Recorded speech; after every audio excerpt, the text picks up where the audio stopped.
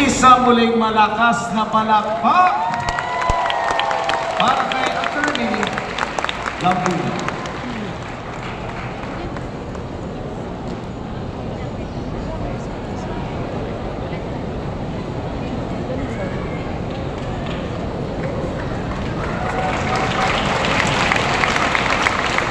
Magandang gabi po sa ating lahat.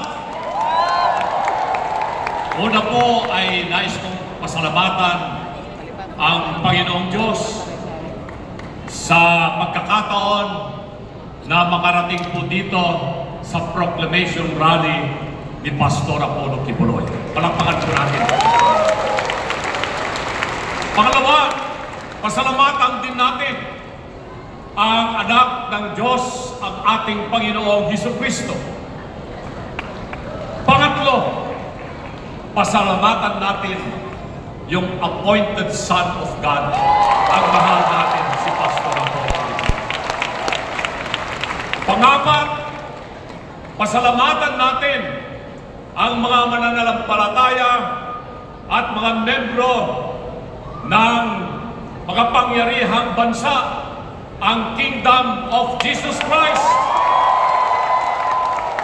Milyon po ngayon ang membro po ng KOJC na naririto po sa Pasig, sa ibang mga syudad at probinsya sa Luzon, Visayas, Mindanao at sa buong mundo na napapanood at napapakinggan ang ating mga binibigkas dito ngayong hapon. Pasalamatan din po natin si Pangulong Rodrigo Roa Duterte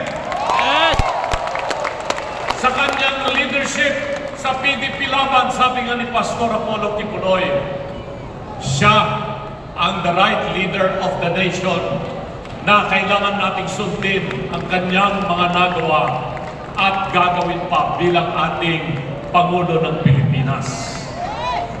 Pasalamatan po natin si Vice President Sara Duterte. Ma'am, tatagan po ninyo ang grupo po ng Duterte PDP Laban senatorial candidates. Andito po kami para ipaglaban po kayo. At pasalamatan po natin ang sambayanang Pilipino na kahit marami po sa kanila o sa atin ay naghihirap, 83% sabi ni Pastor Apollo Kibuloy ang naghihirap na Pilipino ngayon, pero andyan pa rin sila, matyaga po sila na nakikipaglaban dahil matatag ang kanilang pananampalataya at paniniwala sa Panginoon. Isa po akong abogado.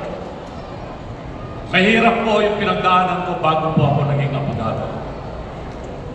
Pero matyaga po tayo dahil sa paniniwala natin sa salita ng Diyos. Lagi po yan ang ating sinusundan at tatahaking landas. Naging empleyado po ako sa Kongreso ng Pilipinas magmula noong 1987. Ako po ay naging Chief of Staff din sa Senado ng Pilipinas. Marami po sa mga kongresista at mga senador ay naging kliyente ko po sa aking opisina. Kung ano po ang trabaho ng isang mambabatas, masasabi ko po sa inyo na ang inyong lambing sa Senado, si Lambino, alam po niya ang kanyang gagawin. Pero tulad ng binanggit po ni Pastor Apollo Kibuloy, ang importante po sa isang lingkod bayan ay ang kanyang pagmamahal sa bayan, at yan po ay nanggagaling sa puso.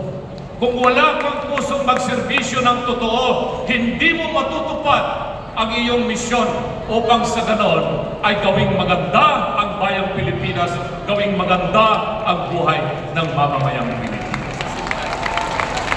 Ano ba yung mga programa na dapat po natin pagtuon ng pansin?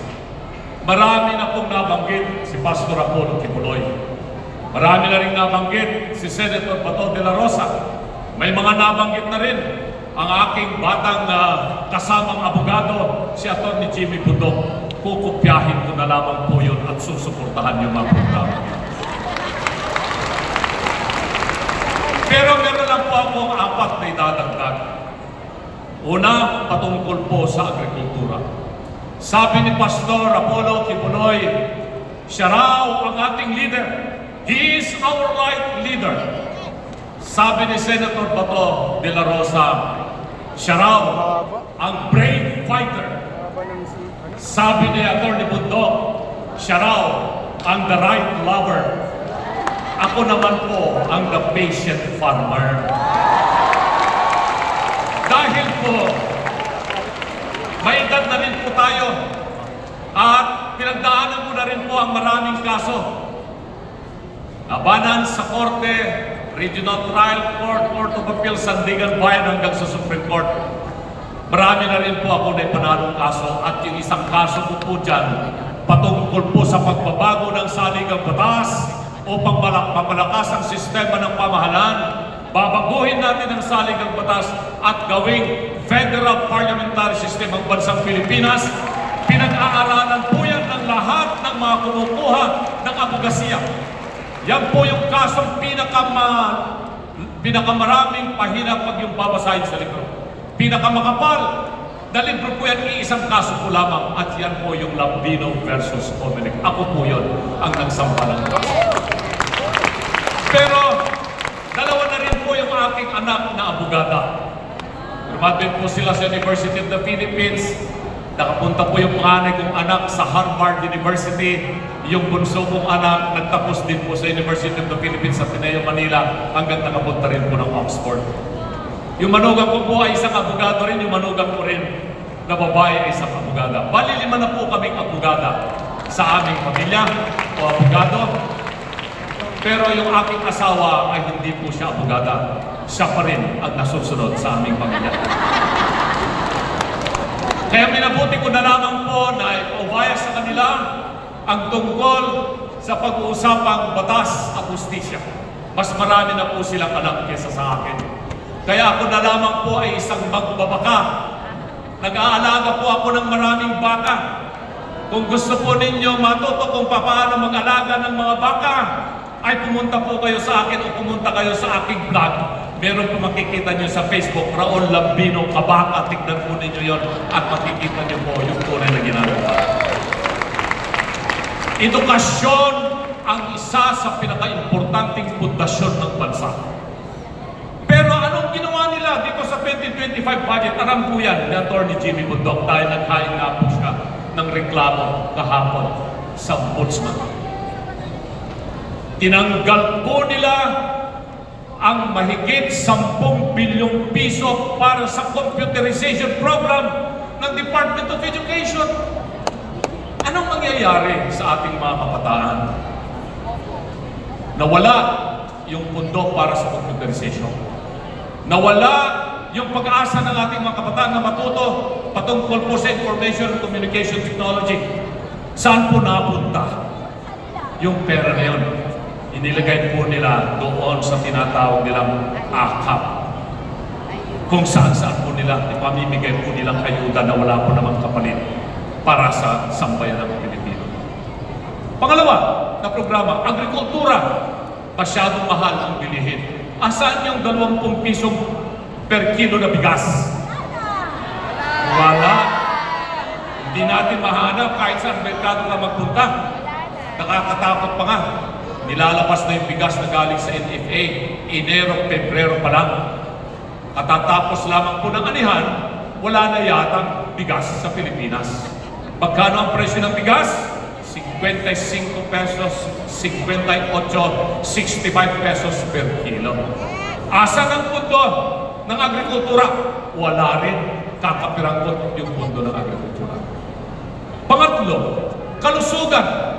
Binanggit na naman po yung kanina ni Atty. Bundok at saka ni Pastor. Nasaan yung pundo ng PhilHealth? Kinuhanan nila yung PhilHealth ng pera, 90 billion, at yung pundo sana na ibibigay ng national government dito sa General Appropriation Act ng 2025, zero ang binigay nila sa kalusugan. Kawawa yung mga may sakit na Pilipino. Pang-apat na pinaka-importante, yung patungkol po sa seguridad ng Pilipinas. Si Senator Bato, sinabi na niya yun, na yan po yung kanyang advokasya bilang general At nandito rin po yung aking kaibigan si Secretary Allen Capuyan. Naiintindihan po nila yung problema ng seguridad dito sa ating bansa. Kung hindi dahil po sa kanila, magulo pa rin ang Pilipinas dahil andyan po yung mga teroristang komunista na siyang kalaban ng bayan. Nawala rin yung pondo para sa AFP Modernization Program.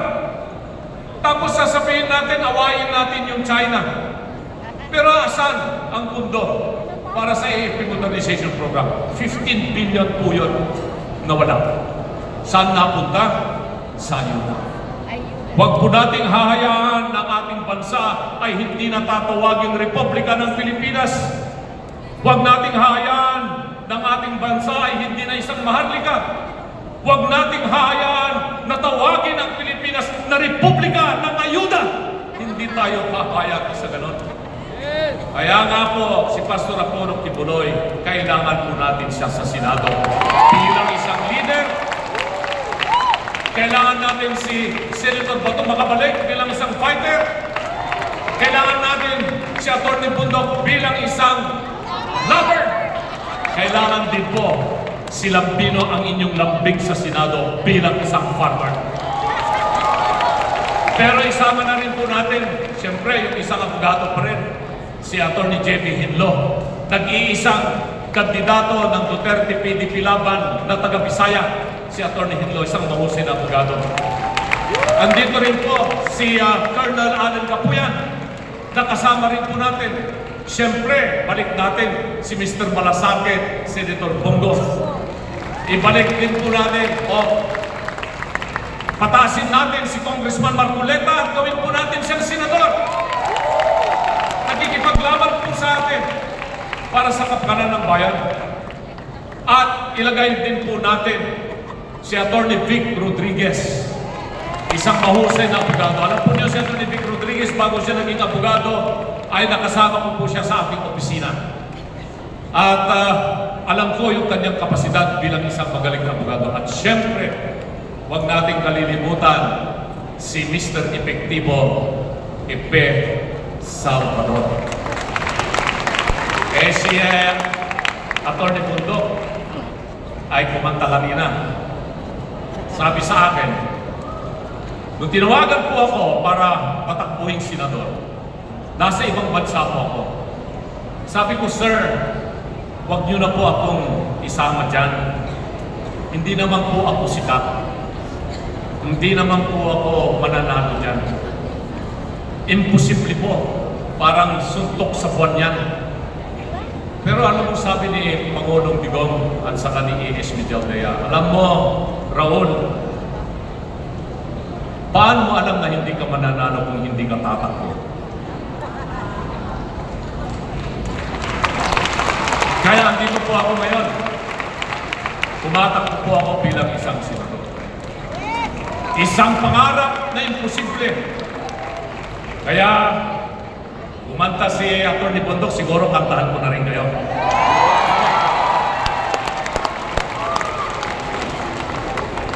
At ito pong kantang ito, kung alam po ninyo yung novel ni Alexander Dumas na Man of La Mancha, si Don Quixote.